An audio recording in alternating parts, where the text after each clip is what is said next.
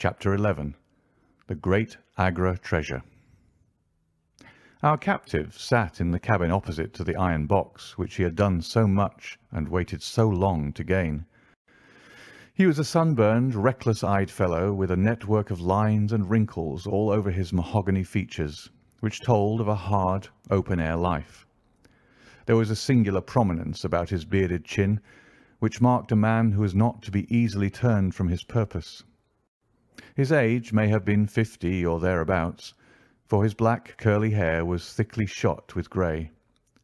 His face in repose was not an unpleasing one, though his heavy brows and aggressive chin gave him, as I had lately seen, a terrible expression when moved to anger.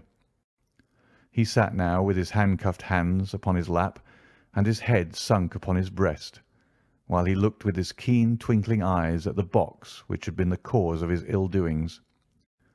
It seemed to me that there was more sorrow than anger in his rigid and contained countenance. Once he looked up at me with a gleam of something like humour in his eyes. "Well, Jonathan Small," said Holmes, lighting a cigar, "I am sorry that it has come to this." "And so am I, sir," he answered frankly. "I don't believe that I can swing over the job. I give you my word on the book that I never raised a hand against Mr. Sholto. It was that little hellhound Tonga who shot one of his cursed darts into him. I had no part in it, sir. I was as grieved as if it had been my blood relation. I welted the little devil with the slack end of the rope for it, but it was done, and I could not undo it again." "Have a cigar," said Holmes, "and you had best take a pull out of my flask, for you're very wet. How could you expect so small and weak a man as this black fellow to overpower Mr. Sholto and hold him while you were climbing the rope?" "You seem to know as much about it as if you were there, sir. The truth is, I had hoped to find the room clear. I knew the habits of the house pretty well, and it was the time when Mr. Sholto usually went down to his supper. I shall make no secret of the business. The best defence that I can make is just the simple truth. Now, if it had been the old Major, I would have swung for him with a light heart. I would have thought no more of knifing him than of smoking this cigar. But it's cursed hard that I should be lagged over this young Sholto, with whom I had no quarrel whatever." "You are under the charge of Mr. Athelney Jones of Scotland Yard. He is going to bring you up to my rooms, and I shall ask you for a true account of the matter. You must make a clean breast of it, for if you do, I hope that I may be of use to you. I think I can prove that the poison acts so quickly that the man was dead before ever you reached the room." "That he was, sir. I never got such a turn in my life as when I saw him grinning at me with his head on his shoulder as I climbed through the window. It fairly shook me, sir. I'd have half killed Tonga for it if he had not scrambled off. That was how he came to leave his club, and some of his darts too, as he tells me, which I dare say helped to put you on our track, though how you kept on it is more than I could tell. I don't feel no malice against you for it, but it does seem a queer thing," he added with a bitter smile, "that I, who have a fair claim to nigh upon £500,000 of money, should spend the first half of my life building a breakwater in the Andamans, and am like to spend the other half digging drains at Dartmoor. It was an evil day for me when I first clapped eyes upon the merchant Achmet, and had to do with the Agra treasure, which never brought anything but a curse yet upon the man who owned it. To him it brought murder, to Major Sholto it brought fear and guilt. To me it has meant slavery for life." At this moment Athelney Jones thrust his broad face and heavy shoulders into the tiny cabin. "Quite a familiar party," he remarked. "I think I shall have a pull at that flask, Holmes. Well, I think we may all congratulate each other.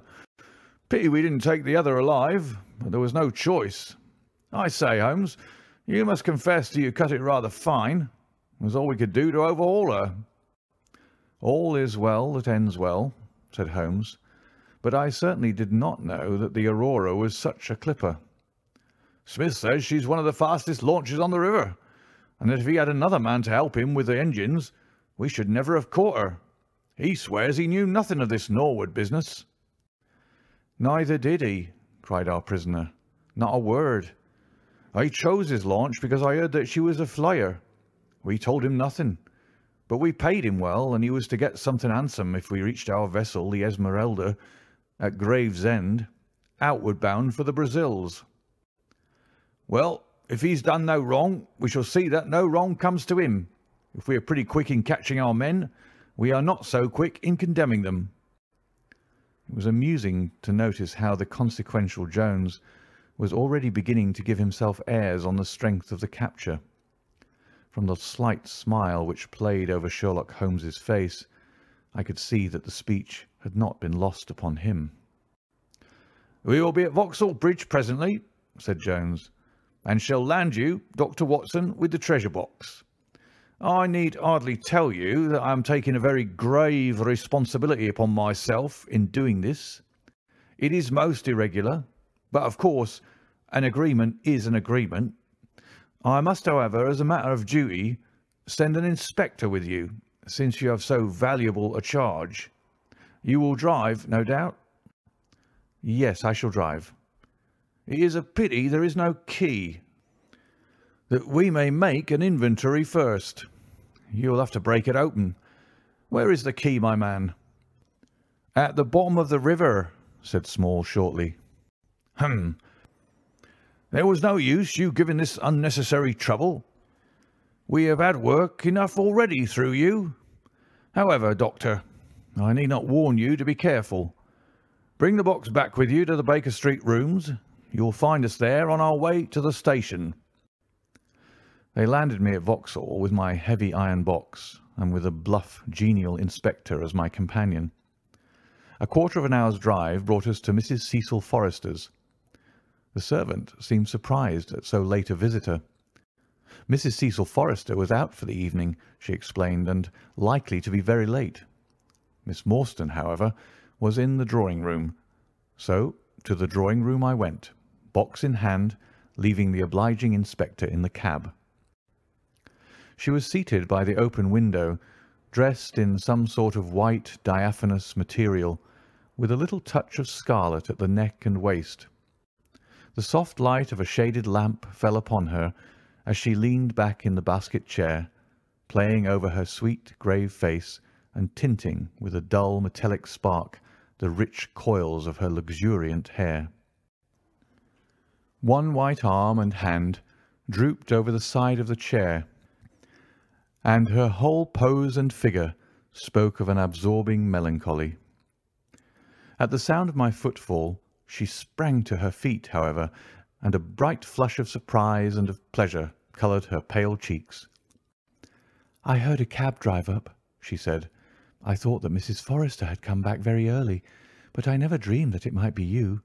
What news have you brought me?"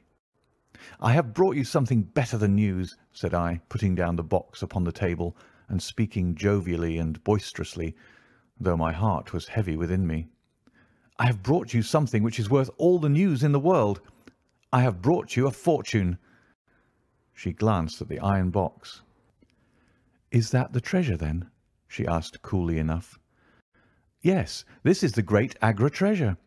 Half of it is yours and half is Thaddeus Sholto's. You will have a couple of 100,000 each. Think of that! An annuity of £10,000. There will be few richer young ladies in England. Is it not glorious?"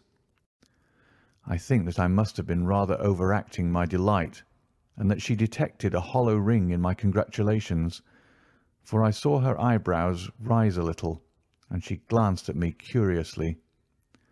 "If I have it," she said, "I owe it to you." "No, no," I answered, "not to me, but to my friend Sherlock Holmes. With all the will in the world, I could never have followed up a clue which has taxed even his analytical genius. As it was, we very nearly lost it at the last moment." "Pray sit down and tell me all about it, Dr. Watson," said she. I narrated briefly what had occurred since I had seen her last. Holmes's new method of search, the discovery of the Aurora, the appearance of Athelney Jones, our expedition in the evening, and the wild chase down the Thames. She listened with parted lips and shining eyes to my recital of our adventures. When I spoke of the dart which had so narrowly missed us, she turned so white that I feared that she was about to faint. "It is nothing," she said as I hastened to pour her out some water. "I am all right again. It was a shock to me to hear that I had placed my friends in such horrible peril." "That is all over," I answered. "It was nothing. I will tell you no more gloomy details. Let us turn to something brighter. There is the treasure. What could be brighter than that? I got leave to bring it with me, thinking that it would interest you to be the first to see it." "It would be of the greatest interest to me," she said. There was no eagerness in her voice, however. It had struck her, doubtless, that it might seem ungracious upon her part to be indifferent to a prize which had cost so much to win. "What a pretty box," she said, stooping over it. "This is Indian work, I suppose?" "Yes, it is Benares metalwork." "And so heavy," she exclaimed, trying to raise it. "The box alone must be of some value. Where is the key?" "Small threw it into the Thames," I answered. "I must borrow Mrs. Forrester's poker." There was in the front a thick and broad hasp, wrought in the image of a sitting Buddha. Under this I thrust the end of the poker and twisted it outward as a lever. The hasp sprang open with a loud snap. With trembling fingers I flung back the lid. We both stood gazing in astonishment. The box was empty. No wonder that it was heavy. The ironwork was 2/3 of an inch thick all round. It was massive, well made and solid, like a chest constructed to carry things of great price. But not one shred or crumb of metal or jewellery lay within it. It was absolutely and completely empty.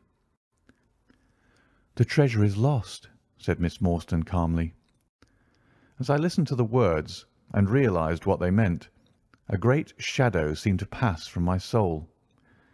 I did not know how this Agra treasure had weighed me down until now that it was finally removed. It was selfish, no doubt, disloyal, wrong, but I could realize nothing save that the golden barrier was gone from between us. "Thank God!" I ejaculated from my very heart. She looked at me with a quick, questioning smile. "Why do you say that?" she asked. "Because you are within my reach again," I said, taking her hand. She did not withdraw it. "Because I love you, Mary, as truly as ever a man loved a woman. Because this treasure, these riches, sealed my lips. Now that they are gone, I can tell you how I love you. That is why I said, 'Thank God.'" "Then I say, 'Thank God,' too," she whispered, as I drew her to my side. Whoever had lost a treasure, I knew that night that I had gained one.